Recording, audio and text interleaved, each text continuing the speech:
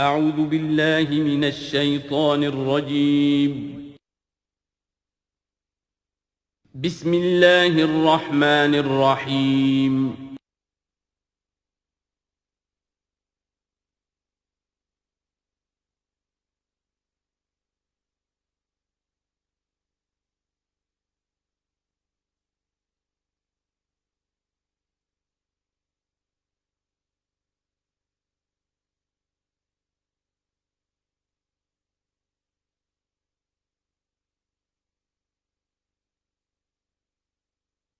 اعوذ باللہ من الشیطان الرجیم بسم اللہ الرحمن الرحیم الم تروا ان اللہ سخر لکم ما فی السماوات وما فی الارض واسبغ علیکم نعمہ ظاہرۃ وباطنہ ومن الناس من یجادل فی اللہ بغیر علم ولا ہدی ولا کتاب منیر صدق اللہ العظیم۔ کیا تم نے دیکھا نہیں کہ اللہ تعالیٰ نے تمہارے لیے مسخر کر دیا ہے جو کچھ کے آسمانوں میں ہے اور جو کچھ کے زمین میں ہے؟ یعنی یہ کہ آسمان کے اندر سورج ہے، چاند ہے، یہ سب تمہاری ضرورتیں بہم پہنچانے میں لگے ہوئے ہیں۔ سورج کی تمازت ہے جس سے تمہاری فصلیں پکتی ہیں، اسی سے ہواؤں کا نظام چل رہا ہے، بارشوں کا برسنا، تو یہ سارا معلوم ہوتا ہے کہ تمہارے لیے یہ سب بستر بچھایا ہے اللہ نے اور ساری تمہاری ضرورتیں پوری کی ہیں۔ وَأَسْبَغَ عَلَيْكُمْ نِعَمَهُ، اور اس نے تم پر اپنی ساری نعمتیں مکمل کر دی ہیں، پوری کر دی ہیں۔ ظاہرۃ و باطنۃ، یہ نعمتیں ظاہری بھی ہیں، باطنی بھی ہیں، جو باہر سے نظر آتی ہیں، دکھتی ہیں، جن کو ہم استعمال کرتے ہیں۔ بہت سی نعمتیں وہ جن کا ہمیں احساس ہی نہیں ہے، ہمارے وجود کے اندر کیا کچھ اللہ تعالیٰ نے ودیعت کیا ہوا ہے اس کا ہمیں پوری طرح احساس بھی نہیں۔ وَمِنَ النَّاسِ مَن يُجَادِلُ فِي اللَّهِ بِغَيْرِ عِلْمٍ، یہ آیت آ چکی ہے سورہ حج میں۔ لوگوں میں سے کچھ ایسے بھی ہیں جو جھگڑتے ہیں اللہ کے معاملے میں، یا اللہ کے بارے میں، یا اللہ کے احکام کے بارے میں، اللہ کی آیات کے بارے میں، بغیر اس کے کہ بغیر علم کہ ان کے پاس کوئی علم ہو، ولا ہدن، نہ کوئی رہنمائی اور ہدایت ہے، ولا کتاب منیر، نہ کوئی روشن کتاب ہے۔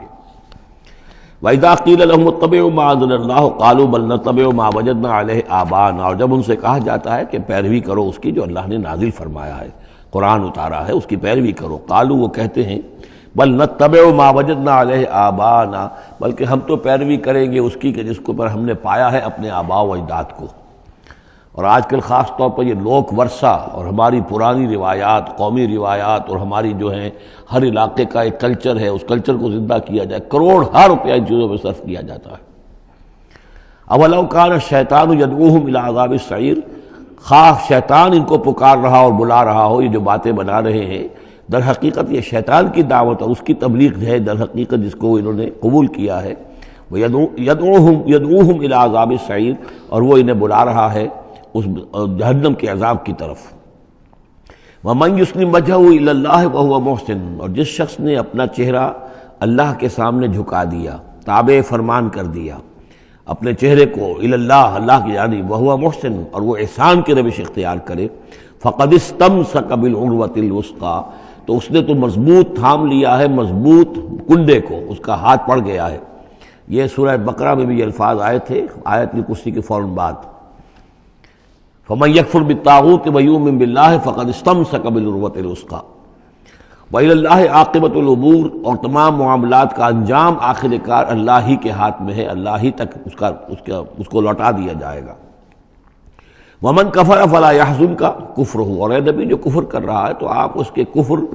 اور کفر کے لیے جو وہ بھاگ دوڑ کر رہا ہے اس سے آپ پریشان نہ ہو، دلگیر نہ ہو۔ الینا مرجعہم، میری طرف ان سب کو لوٹنا ہے، فننبئہم بما عملوا، ہم انہیں اچھی طرح بتا دیں گے، جتلا دیں گے جو کچھ کہ انہوں نے کیا تھا۔ ان اللہ علیم بذات الصدور، یقیناً اللہ تعالیٰ تو جو کچھ سینوں میں چھپا ہوا ہے اس سے بھی واقف ہے۔ نمتعہم قلیلا، ہم انہیں ذرا تھوڑی دیر کے لیے ساز و سامان دے رہے ہیں، دنیا کے اندر یہ مزے لے لیں، مزے لوٹ لیں۔ ثم نضطرہم الی عذاب غلیظ، پھر ہم انہیں کشاں کشاں لے آئیں گے، کھینچ کر پکڑ کر لے آئیں گے اس عذاب کی طرف جو بہت گاڑھا ہے۔ وَلَئِن سَأَلْتَهُم مَّن خَلَقَ السَّمَاوَاتِ وَالْأَرْضَ لَيَقُولُنَّ اللَّهُ، اور جب اگر آپ ان سے پوچھیں کس نے پیدا کیا آسمان اور زمین تو وہ کہیں گے اللہ نے۔ قُلِ الْحَمْدُ لِلَّهِ، کہیے الحمدللہ، ساری حمد بھی پھر اسی کی ہے۔ بل اکثرہم لا یعلمون، لیکن یہ کہ ان کی اکثریت علم نہیں رکھتی۔ للہ ما فی السماوات والارض، آسمان اور زمین میں جو کچھ ہے وہ اللہ کے لیے ہے، اللہ ہی کا ہے، اللہ کی ملکیت ہے، یہ لام تملیک ہے، اللہ کی ملکیت ہے ہر وہ شے جو بھی کچھ ہے آسمانوں میں اور زمین میں۔ ان اللہ هو الغنی الحمید، یقیناً وہ غنی ہے، اسے کوئی احتیاج نہیں، اور حمید ہے، بڑی خوبیوں والا ہے، اپنی ذات میں ستودہ صفات ہے۔ وَلَوْ أَنَّ مَا فِي الْأَرْضِ مِنْ شَجَرَةٍ أَقْلَامٌ، اور اگر جتنے بھی زمین میں درخت ہیں وہ قلم بن جائیں، والبحر، اور سمندر جو ہے وہ سیاہی بن جائے، جیسے میں یہ مضمون سورہ کہف میں بھی آ چکا ہے۔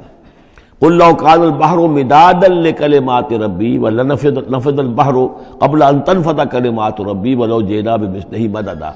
اگر پورا سمندر جو ہے میرے رب کے کلمات کو لکھنے کے لیے سیاہی بن جائے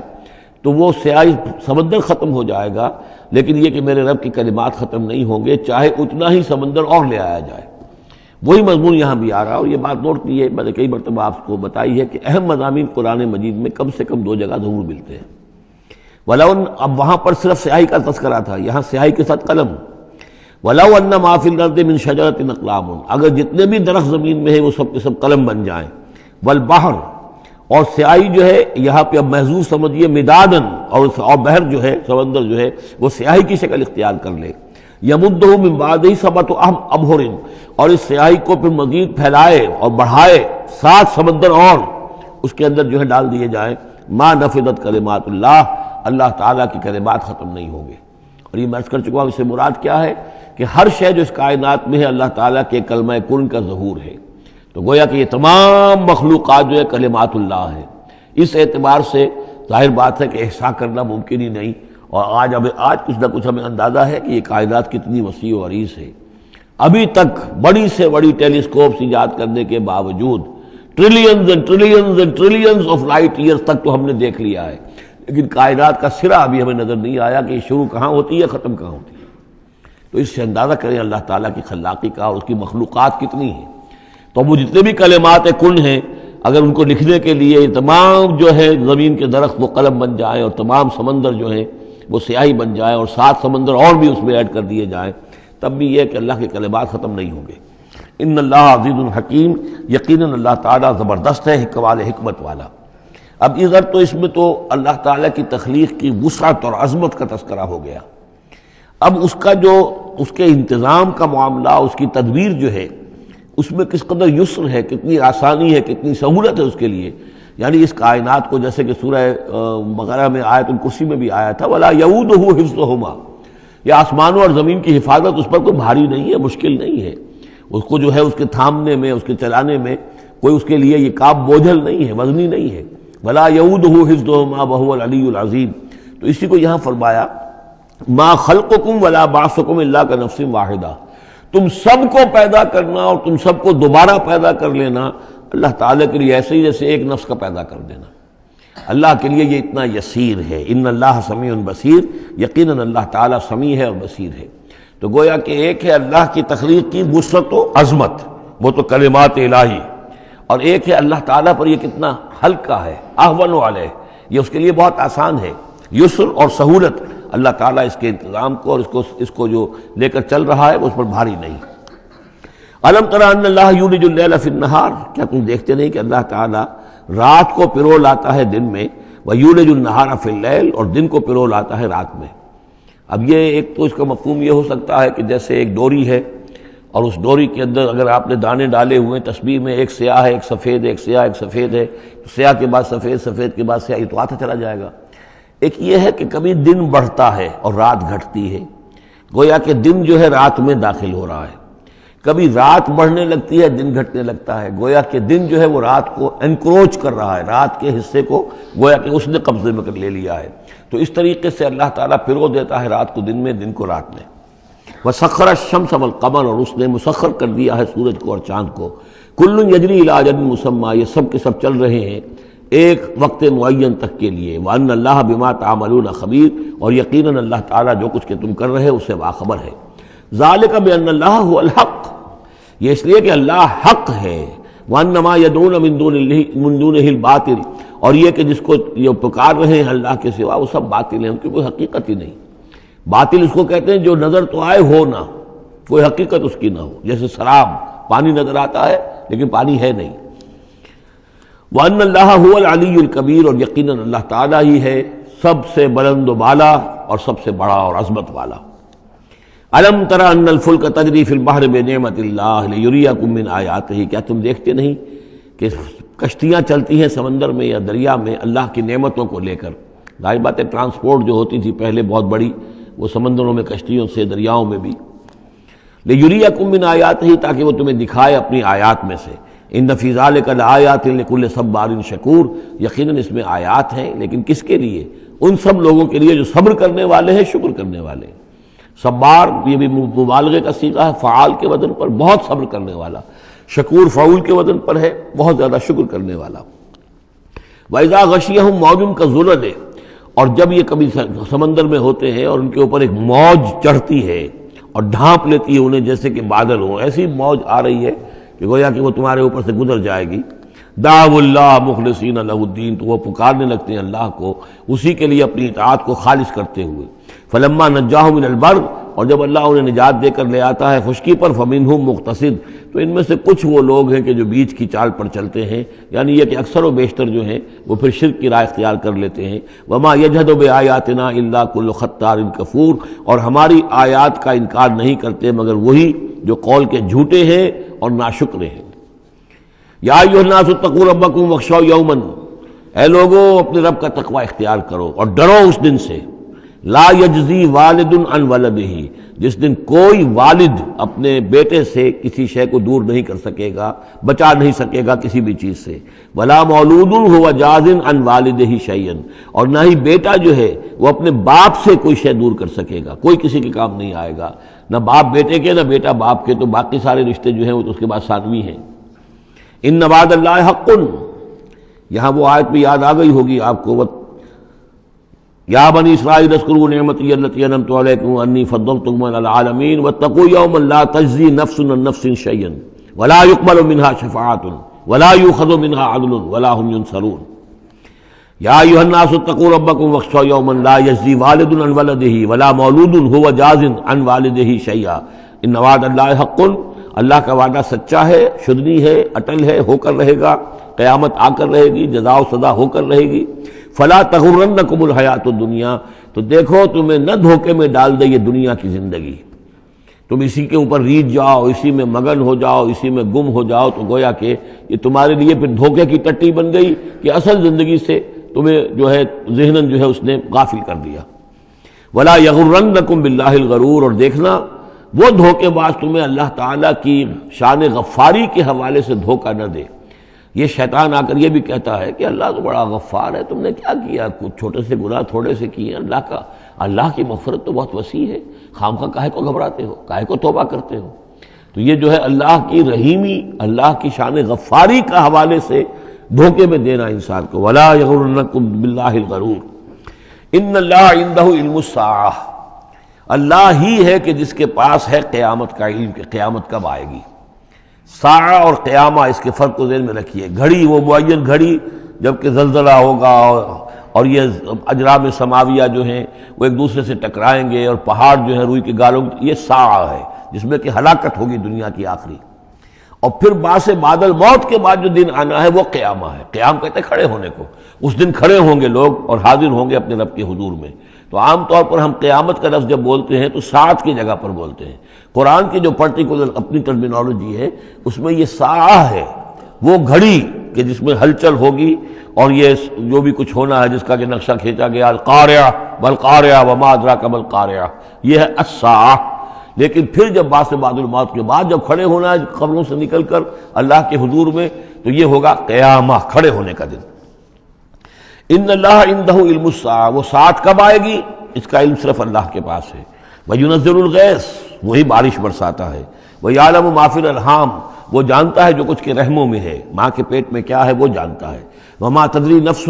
اور کوئی جان نہیں جانتی ماذا تکسب غدا، کہ کل وہ کیا کمائی کرے گی۔ وما تدری نفس، اور کوئی جان نہیں جانتی بأی ارض تموت، کہ کس زمین میں اس کی موت واقع ہوگی۔ ایک شخص ہے اپنے ملک سے صرف چند دن کے لیے کہیں باہر گیا، وہیں انتقال ہو گیا، اسے کبھی گمان بھی نہیں ہو سکتا تھا۔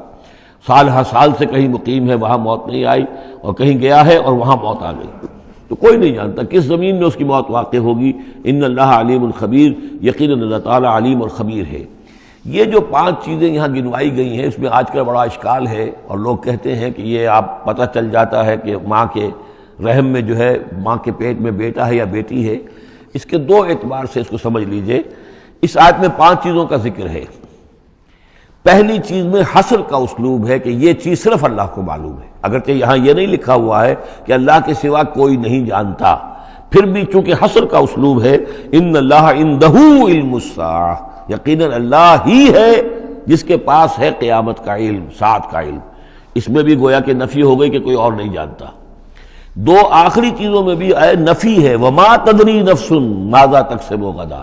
کوئی نہیں جانتا کہ کل وہ کیا کمائے گا، اس میں بھی کیٹیگوریکل نفی ہے اس کی۔ وما تدری نفس بأی ارض تموت، یہ بھی پھر کیٹیگوریکل نفی ہے کہ نہیں کوئی جانتا، کوئی جان نہیں جانتی کہ کہاں اس کی موت واقع ہوگی۔ لیکن 2 چیزیں جو ہیں ان میں کیٹیگوریکل ڈینائل نہیں ہے۔ وَيُنَزِّلُ الْغَيْثَ، اللہ بارش برساتا ہے، یہ کہاں لکھا؟ نہ یہاں اس حصر کا اسلوب ہے، نہ یہ لکھا ہے کہ یہ کام جو ہے صرف اللہ کرتا ہے۔ اسی طرح یعلم ما فی الارحام، اللہ جانتا ہے جو کچھ کے رحموں میں ہے، اب یہ جو نہیں لکھا کہ کوئی اور نہیں جانتا۔ اس اعتبار سے قرآن مجید کے الفاظ جو ہیں ان کے اوپر تو اعتراض وارد ہو ہی نہیں سکتا۔ البتہ اعتراض اگر کچھ وارد ہوتا تو ایک حدیث پر ہوتا ہے۔ حدیث میں یہ آیا ہے کہ حضرت جبرائیل نے جب پوچھا تھا کہ مجھے قیامت کے بارے میں بتائیے، تو اس میں سے ایک روایت میں یہ الفاظ آئے ہیں کہ فی 5 لا یعلمہن الا اللہ، یہ قیامت کا علم جو ہے یہ تو ان 5 چیزوں میں سے ہے جنہیں اللہ کے سوا کوئی نہیں جانتا، اور وہاں حضور نے یہ ساری چیزیں گنوائی ہیں۔ اس کا جو ہے جواب وہ یہ ہے کہ رحم میں کیا ہے اس کا صرف ایک پہلو ہمیں معلوم ہوا ہے کہ وہ بیٹا یا بیٹی ہے، باقی جو کچھ ہے اس کے نہ معلوم کتنے پہلو ہیں، کتنا ذہین ہے، کس قدر فطین ہے، اس کے اندر کیا اوصاف ہیں، اس میں کیا صلاحیتیں ہیں، شقی ہے یا سعید ہے، نیکوکار ہوگا بدکار ہوگا، کیا پتہ ہے، یا ہوگا یا ہوگی۔ تو اس سے یہ کہ اس کی جو حدیث کا بھی معاملہ ہے اس کی بھی جو ہے اس کی توضیح موجود ہے، اس پہ کسی گھبرانے کی ضرورت نہیں ہے۔ ان اللہ علیم الخبیر، یقیناً اللہ تعالی علیم اور خبیر ہے۔ سورۃ السجدہ، اب یہ سورہ مبارکہ آئی ہے، یہ 3 رکوعوں پر مشتمل ہے، اور اس میں بڑا ردم بہت تیز ہے، اور یہ ذہن میں رکھیے گا کہ یہ حضور کی بہت محبوب صورتوں میں سے ایک صورت ہے، اس لیے کہ آپ کا یہ رواج، آپ کا یہ معمول تھا کہ آپ جمعے کے روز صبح فجر کی پہلی رکعت میں اس سورہ سجدہ کی تلاوت فرمایا کرتے تھے۔ تو جن صورتوں کے ساتھ حضور کو خاص طور پر کوئی تعلق خاطر تھا اضافی طور پر، تو اس کا ہمیں اسی سے اندازہ ہوتا ہے کہ نمازوں میں آپ جو زیادہ پڑھتے تھے، تو فجر کی نماز جمعے کے دن اس میں بالعموم آپ کا یہ معمول تھا کہ یہ سورہ سجدہ جو ہے پوری 3 رکوع پوری جو ہے وہ پہلی رکعت میں پڑھتے تھے، اور دوسری رکعت کے اندر سورۃ الدہر، یا پھر یہ کہ کبھی کبھی ایسا ہوتا تھا کہ پہلی صورت میں سورہ جمعہ اور دوسری میں سورہ منافقون، وہ 2 رکوعوں کی صورتیں ہیں، لیکن یہ جو ہے یہ صورت خاصی طویل ہے۔ الف لام میم تنزیل الکتاب لا ریب فیہ من رب العالمین، اس کتاب کا اتارا جانا ہے کہ جس میں کوئی شک نہیں، کوئی فریب نہیں، رب العالمین کی طرف سے ہے۔ ام یقولون افترا، کیا یہ کہتے ہیں کہ یہ محمد نے خود گھڑ لی ہے صلی اللہ علیہ وسلم، خود لکھ لی ہے؟ بل هو الحق من ربک، نہیں، یہ الحق ہے تیرے رب کی طرف سے۔ لتنذر قوما ما اتاہم من نذیر، تاکہ خبردار کر دیں آپ اے نبی اس قوم کو کہ جس کے پاس کوئی نبی پہلے نہیں آیا، کوئی خبردار کرنے والا نہیں آیا۔ حضرت اسماعیل سے لے کر اور حضرت محمد تک بڑے طویل عرصے تک کوئی نبی اس نسل میں نہیں آیا، اس قوم میں نہیں آیا۔ لعلہم یہتدون، آپ خبردار کریں انہیں شاید تاکہ وہ ہدایت پائیں، شاید کہ وہ ہدایت پائیں، تاکہ وہ ہدایت پائیں۔ اللہ الذی خلق السماوات والارض وما بینہما فی 6 ایام، اللہ وہ ہے کہ جس نے پیدا کیا آسمانوں کو اور زمین کو اور جو کچھ ان دونوں کے مابین ہے 6 دنوں میں۔ ثم استوى علی العرش، پھر وہ متمکن ہو گیا تخت حکومت پر، تخت پر۔ ما لکم من دونہ من ولی، نہیں ہے تمہارے لیے اس کے مقابلے میں من ولی ولا شفیع، یہاں دون کا لفظ جو ہے مقابلے میں، اس کے خلاف، یعنی جب کہ وہ پکڑے تمہیں سزا دینا چاہے تو اس کے اس فیصلے کے کوئی آڑے نہیں آ سکتا، نہ کوئی ولی اور نہ کوئی شفیع۔ افلا تتذکرون، تو کیا تم تذکر نہیں کرتے، سمجھتے نہیں ہو، عقل سے کام نہیں لیتے؟ یدبر الامر من السماء الى الارض، وہ تدبیر کرتا ہے امر کی آسمان سے زمین کی طرف۔ ظاہر بات ہے کہ اللہ تعالیٰ کے جو فیصلے ہوتے ہیں اور اس میں ایک تو ہے 1000 سال کا ایک نقشہ ہے جو اللہ بناتا ہے، پلاننگ ہے، جو اللہ کا ایک دن ہے. لیکن یہ کہ ہمارے حساب سے جو 1 سال ہے اس کے لیے بھی جو لیلۃ القدر آتی ہے وہ در حقیقت وہ اس سال کا بجٹ سیشن ہے کہ اس 100,000 سال میں سے اس سال کے اندر کیا کیا ہونا ہے. تو اس طریقے سے اللہ تعالیٰ کا جو عالمی حکومت کا نظام ہے اس میں اس طریقے کی پلاننگ ہے. یدبر الامر من السماء الی الارض، وہ تدبیر کرتا ہے اپنے امر کی آسمان سے زمین کی طرف. فرشتے اترتے ہیں احکام کو لے کر کہ اب یہ کام یہاں پر ہونے ہیں، یہ امپلیمنٹیشن ہونی ہے. ثم یعرج الیہ، پھر وہ چڑھتا ہے اس کی جانب. جب یہ کام ہو گئے تو رپورٹیں جو ہیں وہ اللہ تعالیٰ کی جناب میں پھر پیش ہونے کے لیے جا رہی ہیں. فی یوم، اور یہ سارا معاملہ ہے ایک دن میں. مقدارہ الف سنۃ مما تعدون، جس کی مقدار ہے تمہارے حساب سے جو تم گنتی کرتے ہو تو 1000 برس. اب یہ سورہ حج میں بھی یہ آیت آ چکی ہے، ان یوما عند ربک کالف سنۃ مما تعدون. تیرے رب کا ایک دن جو ہے وہ تمہارے حساب کے 1000 سال کے برابر ہے. اور یہاں پر بھی یہ آ گیا کہ یہ تدبیر امر کے سلسلے میں اس کائنات میں جو بھی اللہ تعالیٰ کا فیصلہ ہوتا ہے تو وہ ہر 1000 سال کے لیے اس کا ایک نقشہ بن جاتا ہے. ذالک عالم الغیب والشہادۃ، وہ ہستی ہے جاننے والی ہر چھپی چیز کی اور ہر سامنے کی چیز کی. العزیز، جو زبردست ہے، الرحیم، رحم فرمانے والی ہے. الذی احسن کل شیء، جس نے کہ جو شے بنائی، کل شیء خلقہ، جو شے بھی اس نے بنائی بہت خوبصورت بنائی، بہت عمدہ بنائی. اس کی خلقت میں کوئی نقص تم نہیں دکھا سکتے، کہیں کوئی کوتاہی نہیں دکھا سکتے. وَبَدَأَ خَلْقَ الْإِنسَانِ مِنْ طِينٍ، اور انسان کی تخلیق کا آغاز کیا گارے سے. یہ تخلیق کا آغاز تو گارے سے ہوا، یا تو یہ کہ وہ آدم کی تخلیق جو ہے وہ جو جن مراحل سے ہو کر گزری ہے تو ہم کئی دفعہ دیکھ چکے ہیں، یا جیسے کہ میں نے سورہ مومنون کے شروع میں عرض کیا کہ خود ہر انسان کی بھی جو تخلیق ہو رہی ہے اس کا بھی اصل تو جو ہے کہ باپ کے جسم میں جو نطفہ بن رہا ہے تو وہ بھی تو ظاہر بات ہے کہ زمینی جو غذا ہیں اور وہ مٹی ہی کی کشید جو ہے وہی چیزیں ہیں کہ جس کے ذریعے سے وہ اس کا نطفہ بنتا ہے. لیکن اس کے بعد ثم جعل نسلہ من سلالۃ من ماء مہین، پھر یہ جو نسل چلی ہے آدم کی علیہ الصلوۃ والسلام، اب یہ چلی ہے اس بے قدر پانی کی کہ نچڑا ہوا پانی جو ہے سلالۃ من ماء مہین، اس سے اب یہ نسل آگے چل رہی ہے. پہلا مرحلہ آدم کا مٹی سے آدم تک، اب آدم سے آگے جو تناسل کا معاملہ چل رہا ہے نوع انسانی کا، ریپروڈکشن جس نظام سے ہو رہی ہے اس کا یہ نسل جو ہے اس میں یہ ذریعہ بن رہا ہے. ثم سواہ ونفخ فیہ من روحہ، اب یہاں ثم جو آ رہا ہے گویا کہ نسل انسانی میں سے جو بھی کوئی ایک بچہ جو ہے اس کو اللہ تعالیٰ اس کی نوک پلک سنوار دیتا ہے، ونفخ فیہ من روحہ، اور اس میں پھر پھونکتا ہے اپنی روح میں سے.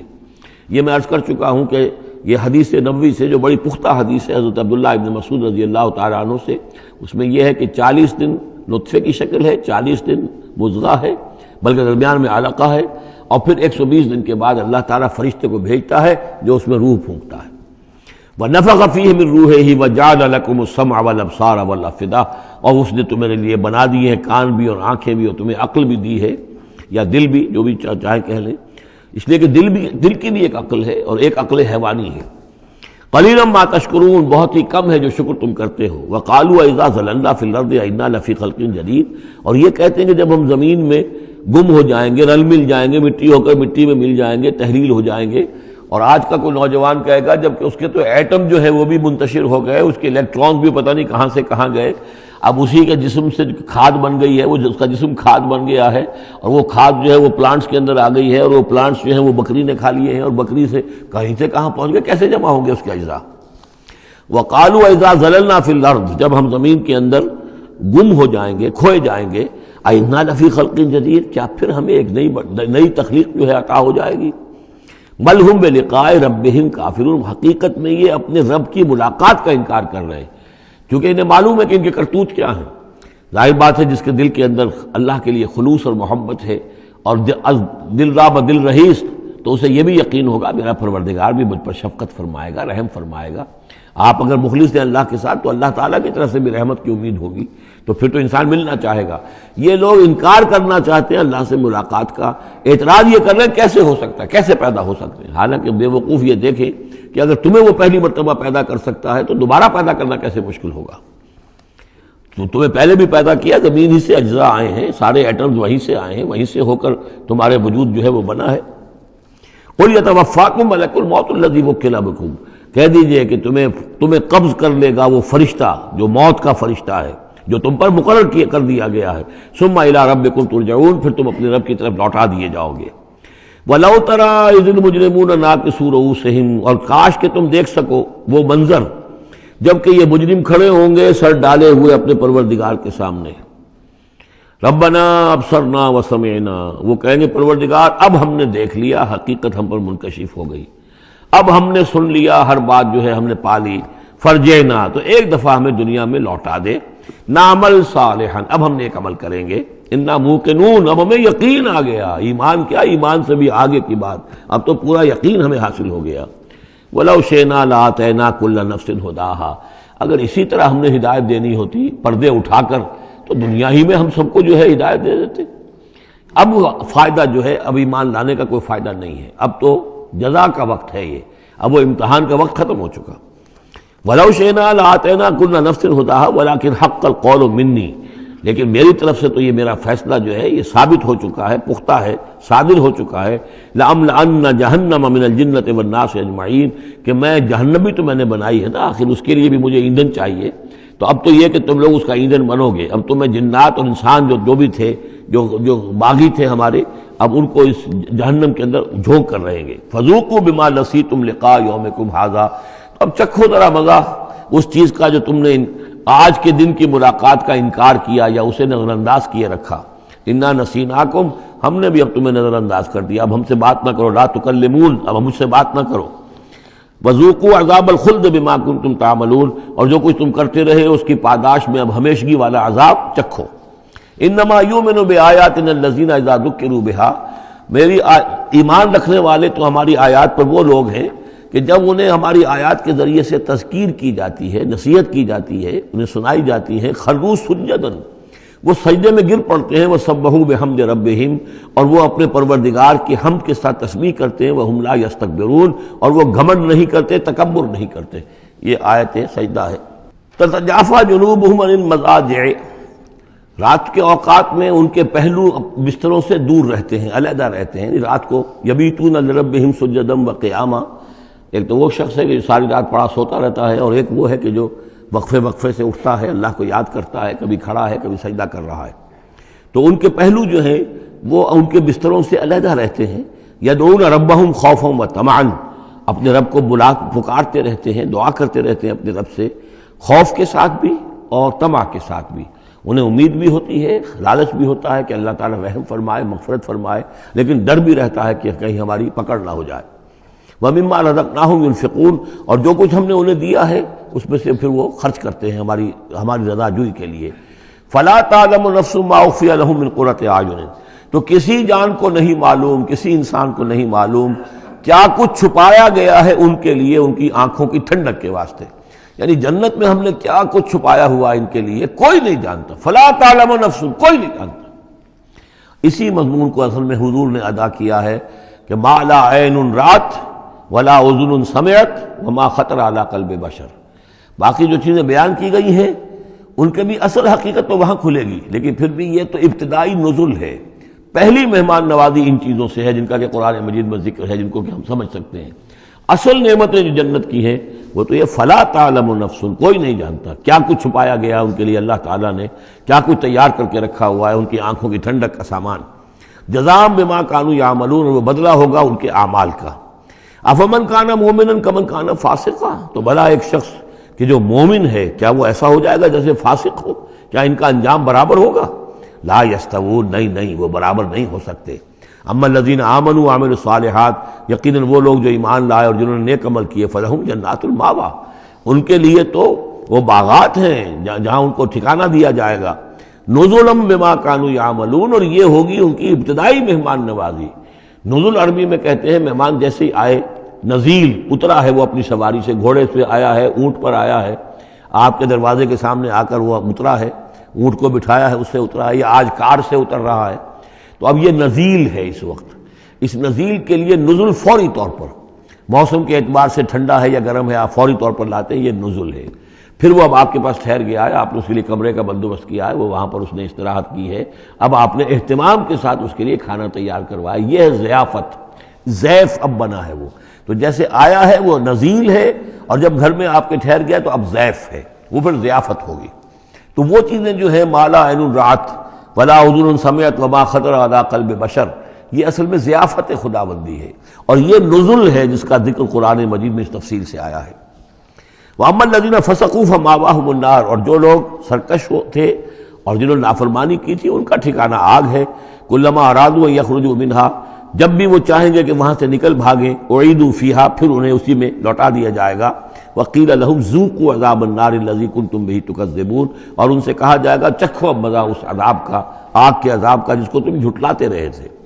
وَلَنُذِيقَنَّهُم مِّنَ الْعَذَابِ الْأَدْنَىٰ دُونَ الْعَذَابِ الْأَكْبَرِ لَعَلَّهُمْ يَرْجِعُونَ۔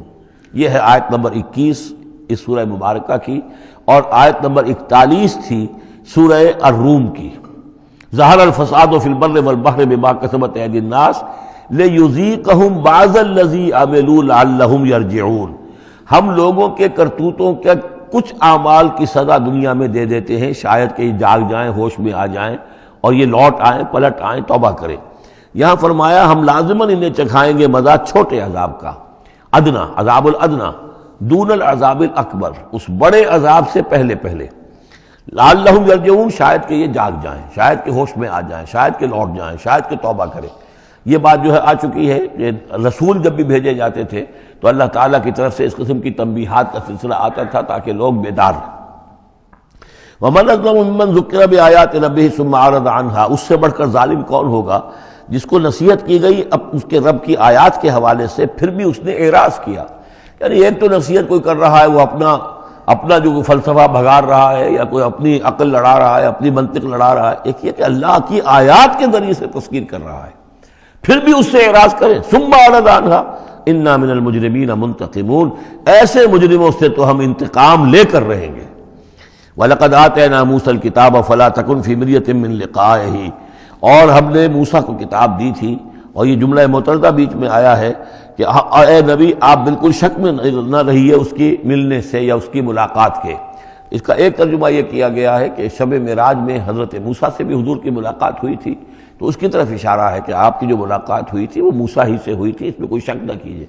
لیکن زیادہ جو قرین قیاس ہے اور جو سیاق و سباق کے ساتھ مناسبت رکھتا ہے وہ یہ ہے، تو اے نبی آپ بالکل کوئی شک نہ رکھیں اس بات میں کہ جو کتاب موسیٰ کو دی گئی تھی وہ واقعتاً اللہ کی طرف سے تھی، کتاب کا ملنا اللہ کی طرف سے تھا، اور اس قرآن کا ملنا جو آپ کو ملی ہے یہ بھی اللہ کی طرف سے ہے۔ اور حضور سے خطاب کرتے ہوئے بھی در حقیقت یہاں پر روح سخن جو ہے وہ لوگوں سے ہے کہ تم کوئی شک نہ کرو کہ تورات اللہ نے ہی دی تھی حضرت موسیٰ کو، اور قرآن اللہ ہی نے دیا ہے محمد کو صلی اللہ علیہ وسلم۔ وَجَعَلْنَاهُ هُدًى لِبَنِي اسرائیل، اور اس کو ہم نے ٹھہرایا تھا، بنا دیا تھا ہدایت، رہنمائی بنی اسرائیل کے لیے۔ وَجَعَلْنَا مِنْهُمْ أَئِمَّةً يَهْدُونَ بِأَمْرِنَا لَمَّا صَبَرُوا، اور ان میں سے پھر ہم نے ایسے امام اٹھائے، پیشوا اٹھائے، رہنما اٹھائے کہ جو لوگوں کو ہمارے حکم سے وہ ہدایت کرتے تھے، رہنمائی کرتے تھے، تورات کی تعلیم کرتے تھے، تورات سمجھاتے تھے، نیکی کا حکم دیتے تھے، امر بالمعروف نہی منکر کرتے تھے، لما صبروا، لیکن یہ کام وہ کر سکتے تھے جب خود صبر کی روش اختیار کر لیں۔ اگر آدمی اپنی تمام توانائیاں اور قوتیں زیادہ سے زیادہ عیش، زیادہ سے زیادہ دولت جمع کرنے پر کرے گا تو وقت کہاں سے لائے گا ان کاموں کے لیے؟ اور اس کام کے لیے تو ظاہر بات ہے آپ کو بدی پر کسی کو روکنا ہے، ٹوکنا ہے، نہیں منکر کرنا ہے تو کوئی صبر بھی کرنا پڑے گا، کوئی مصیبت بھی آئے گی، کوئی تکلیف بھی آئے گی، کوئی آپ کو ستائے گا بھی، گالیاں دے گا، اور اگر حکومت کے خلاف آپ نے کوئی بات کہی ہے تو حکومت آپ کو سزا دے گی۔ لہذا صبر کے بغیر یہ کام نہیں ہوتے۔ وَجَعَلْنَا مِنْهُمْ أَئِمَّةً يَهْدُونَ بِأَمْرِنَا، اب ہر شخص کے ہم میں سے یہ خواہش پیدا ہونی چاہیے کہ اللہ تعالیٰ ہمیں بھی، اگر بنی اسرائیل میں سے اللہ تعالیٰ نے بہت سے لوگ ایسے اٹھا دیے جن کی یہ تعریف کی جا رہی ہے، جعلنا منہم ائمۃ یہدون بامرنا لما صبروا، اللہ تعالیٰ ہمیں توفیق دے کہ ہم بھی اس امت مسلمہ میں اسی کام کے کرنے والے بن جائیں تاکہ لوگوں کو خیر کی طرف بلائیں، حق کی طرف دعوت دیں، لیکن اس کے لیے اپنے لیے صبر اختیار کرنا ضروری ہے۔ کم سے کم اپنا جو ہے اسٹینڈرڈ آف لیونگ رکھیں تاکہ یہ کہ ہم اپنا وقت سپیئر کر سکیں، جس کو تبلیغی بھائی کہتے ہیں تفریغ الاوقات، اوقات فارغ نہیں کریں گے اپنے، سارا وقت تو لگا ہوا ہے آپ پیسہ کمانے میں، اس لیے کہ اس کے ایک خاص قسم کا معیار زندگی بنا لیا ہے، اور اس کو مینٹین کرنے کے لیے اب جتنا کچھ آپ کو چاہیے اب دن رات ایک کریں گے تو آپ اپنے اس معیار زندگی کو مینٹین کر سکتے ہیں۔ گویا کہ اب ہم اس معیار زندگی کو پوج رہے ہیں، ہمارے پاس اب وقت ہی نہیں ہے، صلاحیت کہاں لگائیں، کس وقت میں لگائیں، کیا کام کریں، لیکن صبر کی روش ہوگی اور پھر قرآن مجید کے ساتھ وہ تعلق ہوگا تو پھر انشاءاللہ تعالی اللہ تعالیٰ نے انسان میں بڑی صلاحیتیں رکھی ہیں، بڑی قوتیں رکھی ہیں، مسجود ملائک بنایا ہے، اللہ کے کریشن کا کلائمیکس ہے یہ، تو اللہ تعالیٰ کی یوں سمجھیے کہ تخلیق کا نقطہ عروج ہے، تو اس کے اندر صلاحیتیں ہیں۔ آدمی ارادہ کر لے، ہمت کرے، فیصلہ کر لے تو پھر یہ کہ اللہ تعالیٰ جو ہے اس کے لیے راستے کھول دیتا ہے۔ وَجَعَلْنَا مِنْهُمْ أَئِمَّةً يَهْدُونَ بِأَمْرِنَا لَمَّا صَبَرُوا وَكَانُوا بِآيَاتِنَا يُوقِنُونَ، ایک تو یہ کہ صبر کریں اور ہماری آیات کے اوپر پورا یقین ہو۔ إِنَّ رَبَّكَ هُوَ يَفْصِلُ بَيْنَهُمْ يَوْمَ الْقِيَامَةِ فِيمَا كَانُوا فِيهِ يَخْتَلِفُونَ، یقیناً آپ کا رب فیصلہ کرے گا ان کے مابین قیامت کے دن ان تمام چیزوں میں جن میں یہ اختلاف کر رہے تھے۔ اولم یہد لہم کما اہلکنا من قبلہم من القرون یمشون فی مساکنہم، کیا ان کے لیے یہ بات کافی نہیں ہوئی ان کی رہنمائی کے لیے، ان کو سبق دکھانے کے لیے کہ ان سے پہلے ہم نے کتنی ہی بستیوں کو اور کتنی ہی نسلوں کو جو ہے ہلاک کیا ہے، کہ وہ جو پھرتے تھے اپنی انہی مساکن میں، اپنے شہروں میں، اور ایک مفہوم یہ کہ جن میں اب یہ پھر رہے ہیں، یہ جاتے ہیں اور سمود کی بستیوں کے پاس سے گزرتے ہیں۔ خبر آئی ہے کہ کوئی برطانوی سیاست جو ہے وہ محققین، انہوں نے وہ ڈیڈ سی میں اس کے ساحل کے ساتھ ہی اور پانی کے نیچے وہ آثار موجود ہیں اس شہر کے کہ جس کی طرف حضرت لوط علیہ السلام کو بھیجا گیا تھا۔ تو خبر میں یہ ہے کہ قرآن اور تورات کی جو بات ہے اس کی تصدیق ہو گئی ہے، لیکن وہ بستی جو ہے میرا میرا گمان یہی تھا کہ وہ جو ہے اصل میں سمندر کے اندر آ چکی ہے، اور شاید اسی لیے ڈیڈ سی اس کا نام ہو کہ پورے شہر جو ہیں بڑے ہوئے وہ اس کے اندر دھنس گئے ہیں، اور گویا کہ سب کے سب اسی کے اندر جو ہے ان کی قبر بن گئی ہے، وہ پانی کی قبر کے اندر وہ دفن ہوئے ہیں۔ بہرحال یہ تمام چیزیں جو ہے تم پھرتے ہو، آتے ہو، جاتے ہو، انہی لوگوں کے مساکن کے اندر تم پھر رہے ہو۔ ان فی ذلک لآیات فلا یسمعون، اس میں یقیناً نشانیاں ہیں تو کیا تم عقل سے کام نہیں لیتے، سنتے نہیں ہو؟ اولم یروا انا نسوق الماء الی الارض الجرز، کیا انہوں نے دیکھا نہیں کہ ہم پانی کو ہانک کر لے جاتے ہیں ایک ایسی زمین کی طرف جو چٹیل پڑی ہے، بے آب و گیا ہے، فنخرج به زرعا تاکل منه انعامهم وانفسهم، پھر ہم اس کے ذریعے سے اس پانی میں کھیتی اگا دیتے ہیں کہ جس میں سے کھاتے ہیں ان کے مویشی بھی اور خود یہ بھی۔ افلا یبصرون، تو کیا یہ دیکھتے نہیں ہیں؟ وَيَقُولُونَ مَتَىٰ هَٰذَا الْفَتْحُ إِن كُنتُمْ صَادِقِينَ، اور وہ یہ کہتے ہیں کب ہوگا یہ فیصلہ، اگر تم سچے ہو تو بتاؤ اے مسلمانوں، یہ قیامت یا عذاب یہ کب آئے گا؟ قُلْ يَوْمَ الْفَتْحِ لَا يَنفَعُ الَّذِينَ كَفَرُوا إِيمَانُهُمْ، کہہ دیجئے وہ جو فیصلے کا دن ہوگا پھر اس دن کافروں کا ایمان لانا ان کے لیے ہرگز مفید نہیں ہوگا۔ ایمان لانا غیب میں اب، جبکہ وہ حقائق جو ہیں وہ غیب کے پردے میں چھپے ہوئے ہیں، تب وہ مفید ہے، لیکن جب فیصلہ ہو جائے گا اور جب تمام حقائق جو ہیں وہ نگاہوں کے سامنے آ جائیں گے، یوم الفتح لا ينفع الذین کفروا ایمانہم ولا هم ينظرون، اور پھر انہیں کوئی مہلت نہیں ملے گی کہ اب وہ کوئی توبہ کر لیں یا کوئی اپنی اصلاح کر لیں۔ فاعرض عنہم، تو اے نبی آپ ان سے اعراض فرمائیے، ان سے درگزر کیجئے، ان کی باتوں پر زیادہ نہ جائیے۔ منتظر انہم منتظرون، آپ بھی انتظار کیجئے اور یہ بھی انتظار کر رہے ہیں۔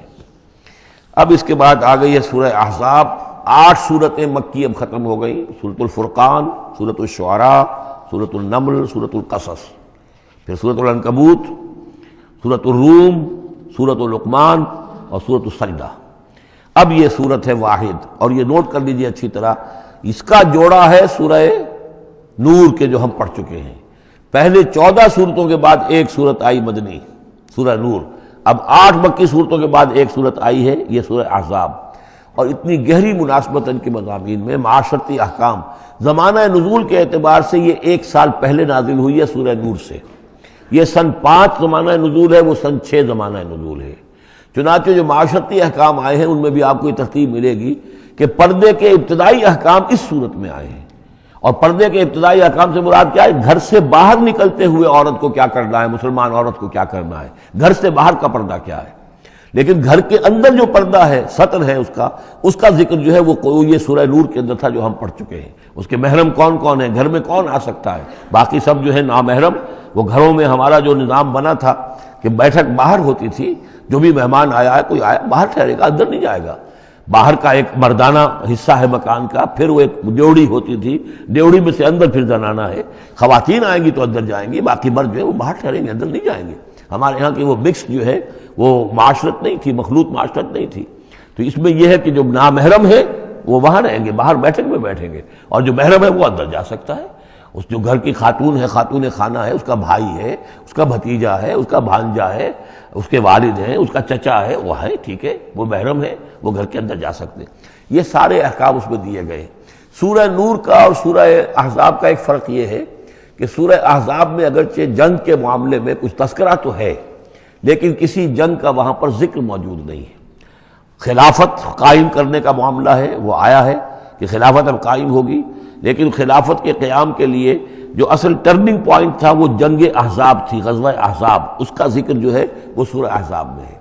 تو اس طریقے سے یہ دونوں صورتیں باہم بہت ہی ایک دوسرے سے مشابہ ہیں، اور جیسا کہ میں نے عرض کیا تھا آیت نمبر 35 وہاں کی عظیم ترین آیت ہے۔ اللہ نور السماوات والارض مثل نورہ کمشکاۃ فیہا مصباح المصباح فی زجاجہ، یہ جو آیت ہے پوری وہ عظیم ترین آیت ہے ایمان کی حقیقت پر۔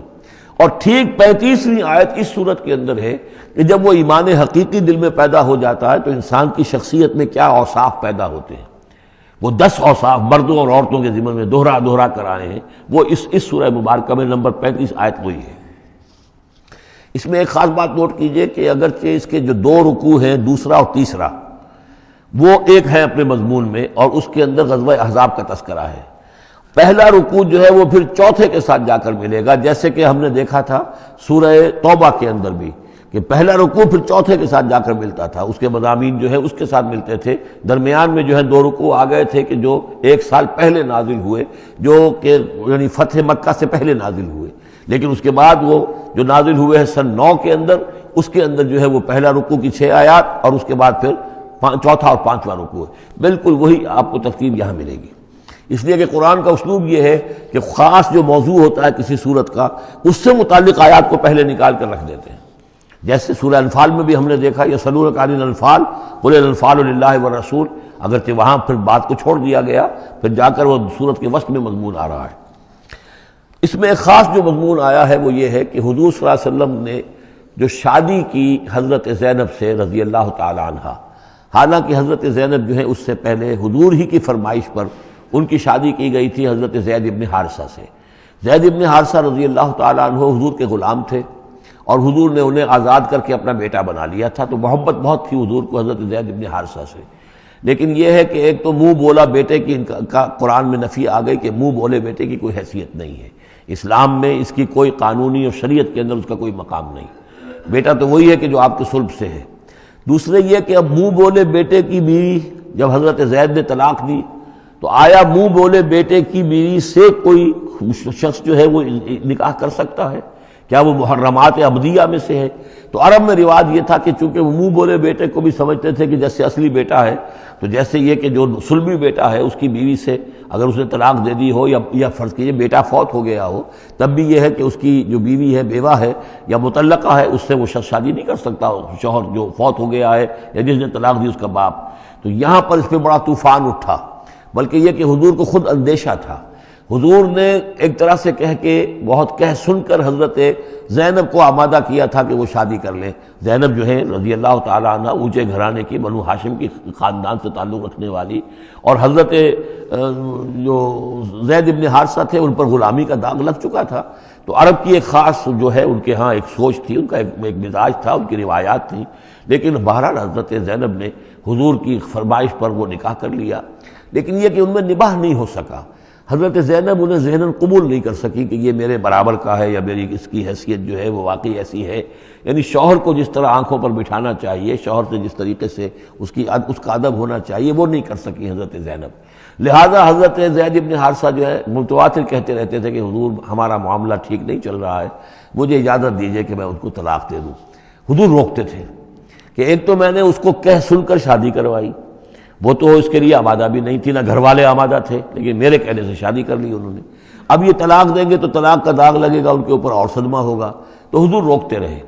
لیکن شاید یہ بھی دل میں آپ کے خیال تھا کہ اگر خدا نہ خواستہ زید نے طلاق دے ہی دی تو پھر زینب کی دل جوئی اس کے بغیر ممکن نہیں ہوگی کہ میں خود پھر ان سے شادی کروں، لیکن میں کیسے شادی کروں گا جبکہ میں نے تو زید کو اپنا منہ بولا بیٹا بھی کہا تھا۔ تو اس حوالے سے تو اسکینڈل بن جائے گا، اور پورے لوگ جو ہیں دشمن تو موجود ہیں، مارے آستین منافقین بھی موجود تھے، وہ اس کو ایک ایشو بنا لیں گے میرے خلاف۔ یہ ہے پس منظر جو پہلے رکوع میں آ رہا ہے۔ یا ایھا النبی اتق اللہ، اے نبی اللہ کا تقوی اختیار کیجئے۔ ولا تطع الکافرین والمنافقین، اور کافروں اور منافقوں کی باتیں نہ مانیے۔ میں آپ کو عرض کر، اطاعت امر صرف حکم دینے کو نہیں کہتے بلکہ مشورے کو بھی کہتے ہیں، اور اطاعت صرف کسی کا حکم ماننے کو نہیں کہتے، کسی کی بات کو وزن دینا، توجہ سے سننا، یہ بھی اس میں شامل ہے۔ ولا تطع الکافرین والمنافقین، آپ ان کافروں اور منافقین کی بات کا دھیان نہ کریں۔ ان اللہ کان علیما حکیما، یقیناً اللہ تعالی علیم ہے اور حکیم ہے۔ واتبع ما یوحی الیک من ربک، اور پیروی کیجیے اس کی کہ جو آپ کی طرف، آپ کے رب کی طرف سے وحی کی جا رہی ہے۔ ان اللہ کان بما تعملون خبیرا، اور جو کچھ تم کرتے ہو اللہ اس سے واقف ہے۔ وتوکل علی اللہ، اور اللہ پر توکل کیجیے۔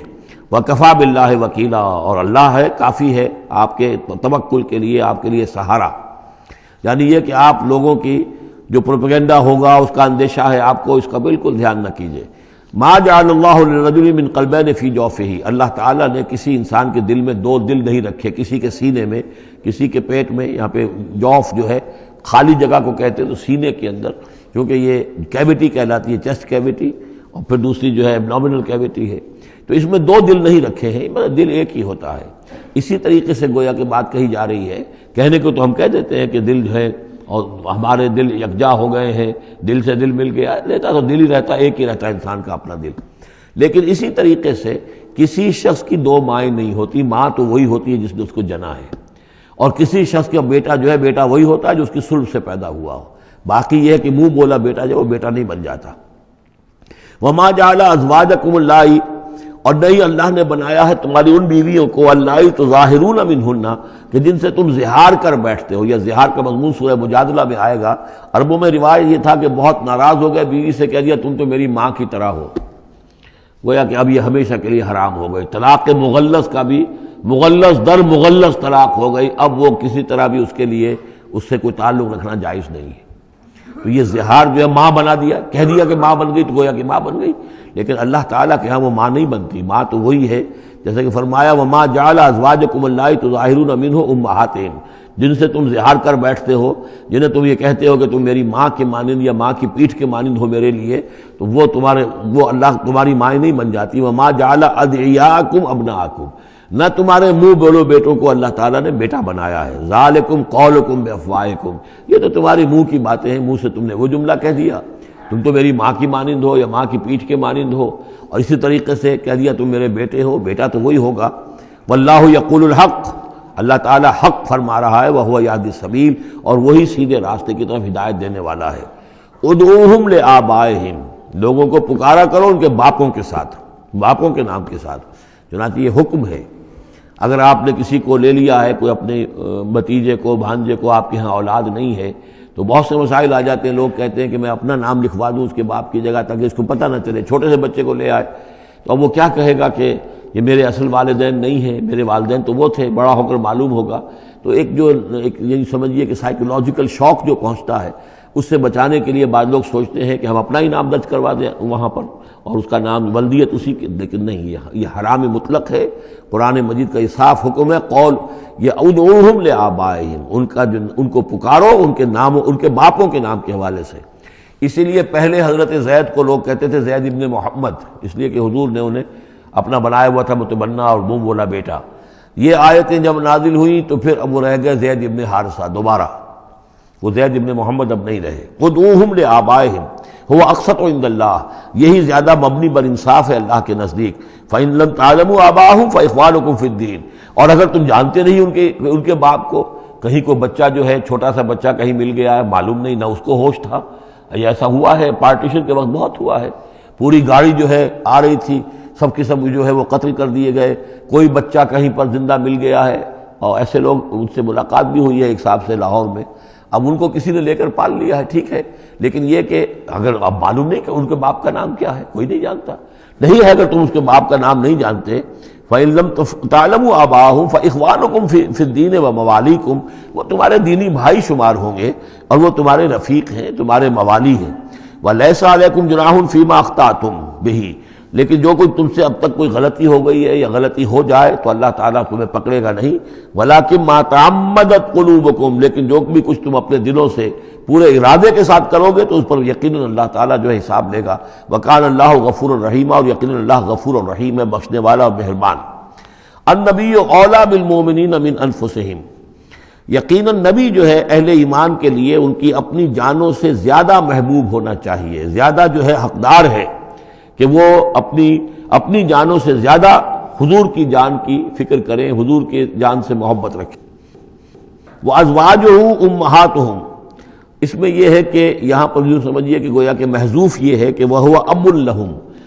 یعنی حضور جو ہے رسول جو ہے وہ ان کے لیے بمنزلہ باپ ہے. اس کے لیے ایک حدیث بھی موجود ہے کہ میرا مقام تم سب کے والد کی حیثیت سے، جیسے کہ فرمایا گیا ازواجہ امہاتہم، ابھی آ رہا ہے کہ اس کی جو بیویاں ہیں نبی کی وہ تمام مسلمانوں کی مائیں ہیں. اسی لیے ہم ام المومنین حضرت عائشہ، ام المومنین حضرت خدیجہ الکبریٰ، ام المومنین حضرت صفیہ، تو یہ تمام جو ہیں صفیہ ہیں، تو یہ سب کی سب جو ہے ام المومنین ہیں. تو النبی اولیٰ بالمؤمنین من انفسہم وہو اب لہم، ان کے لیے باپ کے درجے میں ہے. بلکہ یہ کہ یہ بعض جو ابتدائی قاری تھے وہ تو اس کے ساتھ پڑھتے بھی تھے اس کو. وَأَزْوَاجُهُ أُمَّهَاتُهُمْ، اور اس کی بیویاں جو ہے وہ ان کی ماؤں کا درجہ رکھتی ہیں. وَأُولُو الْأَرْحَامِ بَعْضُهُمْ أَوْلَىٰ بِبَعْضٍ فِي كِتَابِ اللَّهِ، باقی یہ ہے کہ جو رحمی رشتے ہیں، جو سگے بہن بھائی ہیں، رحمی جن کے رشتے ہیں، وہ اللہ کی کتاب میں، شریعت میں وہ ایک دوسرے سے قریب تر ہیں. یہ الفاظ آ چکے ہیں سورہ انفال کی بھی آخری آیت کہ یہ اپنے بھائیوں کے ساتھ جو بھی بھلا سلوک کرو. انصاری اور مہاجر بھائی بن گئے تھے، انہوں نے اپنی زندگی میں اپنے گھر تقسیم کر دیے یا اپنی دکانیں تقسیم کر دی، وہ ٹھیک ہے. زندگی میں جو بھی تم چاہو، الا ان تفعلوا الی اولیاءکم، تم اپنے بندوں کے ساتھ جو خیر بھی کرنا چاہو اپنے بھائیوں اور دوستوں کے ساتھ کرو. لیکن وراثت میں ظاہر بات ہے منہ بولے بھائی کا کوئی حصہ نہیں، منہ بولا بیٹے کا کوئی حصہ نہیں. اور وہ جو بنا دیے گئے تھے انصاری اور مہاجر آپس میں بھائی، وہ بھائی چارہ جو ہے وہ بھی وراثت کے اندر نہیں چلے گا. وراثت جو ہے وہ تو جو اصل رحمی رشتے ہیں انہی میں ہے. وَأُولُو الْأَرْحَامِ بَعْضُهُمْ أَوْلَىٰ بِبَعْضٍ فِي كِتَابِ اللَّهِ مِنَ الْمُؤْمِنِينَ وَالْمُهَاجِرِينَ، اہل ایمان اور مہاجرین ان سب کا معاملہ یہی ہے. إِلَّا أَن تَفْعَلُوا إِلَىٰ أَوْلِيَائِكُمْ مَعْرُوفًا، ہاں تم اپنے دوستوں کے ساتھ کوئی نیک سلوک کرو، بھلائی کرو، ان کو کچھ اپنے زندگی کے اندر تم اگر کچھ ہبہ کرنا چاہتے ہو ہبہ کر سکتے ہو. یہ سارے کام ہو سکتے ہیں، لیکن قانون اور شریعت اور وراثت اس میں ان کا کوئی حصہ نہیں. کان ذالک فی الکتاب مستورا، یہ تمام چیزیں جو ہے کتاب میں پہلے سے لکھی ہوئی ہیں. اس لیے بھی کہ یہ چیزیں جو آ چکی ہیں وہ تو یہ کہ تورات میں بھی ہوں گی، لیکن سورہ نساء میں بھی یہ باتیں آ چکی ہیں. اسی طریقے سے سورہ انفال میں بھی آ چکی ہے. وَإِذْ أَخَذْنَا مِنَ النَّبِيِّينَ مِيثَاقَهُمْ، اور ذرا یاد کرو جب کہ ہم نے لیا تھا انبیاء سے ایک میثاق. یہ آل عمران میں ہم پڑھ چکے ہیں، 81 اور 82 نمبر 81 82 آیات ہیں یہ. اس میں ہم نے میثاق لیا تھا، میثاق النبیین، ومنک ومن نوح، آپ سے بھی لیا تھا اور نوح سے بھی لیا تھا، وابراہیم وموسیٰ وعیسیٰ ابن مریم، اور ابراہیم سے اور موسیٰ سے اور عیسیٰ ابن مریم سے، واخذنا منہم میثاقا غلیظا، اور ان سب سے ہم نے بڑا گہرا قول و قرار لیا تھا، میثاق لیا تھا. یہ ذکر ہو چکا ہے سورہ آل عمران میں. اور یہاں بھی نوٹ کیجئے، اگر ہم یہ نہ مانیں کہ یہ ارواح کا معاملہ ایک علیحدہ وجود ہے اور یہ پہلے پیدا کر دیے گئے تھے، تو میثاق کب لیا گیا؟ ان سب کو کیسے جمع کیا گیا؟ وہ تو ایک میثاق الست جو ہے تمام ارواح سے لیا گیا، الست بربکم. پھر ان میں سے جو وہ تھے جنہیں نبوت ملنے والی تھی، روح محمدی بھی موجود تھی اور روح ابراہیم بھی تھی، روح عیسیٰ بھی تھی، یہ ساری ارواح تھی. ان سے پھر ایک ایڈیشنل جو میثاق لیا گیا، وہ ظاہر بات ہے کہ جب تک کہ آپ روحانی وجود کا علیحدہ سے ہونا اس کو تسلیم نہیں کرتے تو قرآن مجید کے یہ سارے مضامین جو ہیں پھر کہیں گے استعارہ ہے، تو استعارہ رہ جائے گا، پھر کوئی حقیقت ثابت نہیں رہے گی. لِيَسْأَلَ الصَّادِقِينَ عَنْ صِدْقِهِمْ، تاکہ اللہ تعالیٰ پوچھ لے سچوں سے ان کے سچ کے بارے میں. اور گویا کہ آگے محذوف ہے وَالْكَاذِبِينَ مِنْ كِذْبِهِمْ، اور جو جھوٹے ہیں ان سے ان کے جھوٹ کے بارے میں سوال کر لے، تاکہ اللہ تعالیٰ پوری طرح پوچھ گچھ کر لے سچوں سے ان کے سچ کے بارے میں. وَعَدَّ لِلْكَافِرِينَ عَذَابًا أَلِيمًا، اور یقیناً اس نے کافروں کے لیے ایک بہت دردناک عذاب تیار کیا ہوا ہے. یہ پہلا رکوع یہاں پر ختم ہو گیا، یہ 8 آیات کا ہے. اس کے بعد اب یہ مضمون چلے گا 2 رکوعوں کے بعد چل کر، دوسرے تیسرے کے بعد چوتھے رکوع کے ساتھ.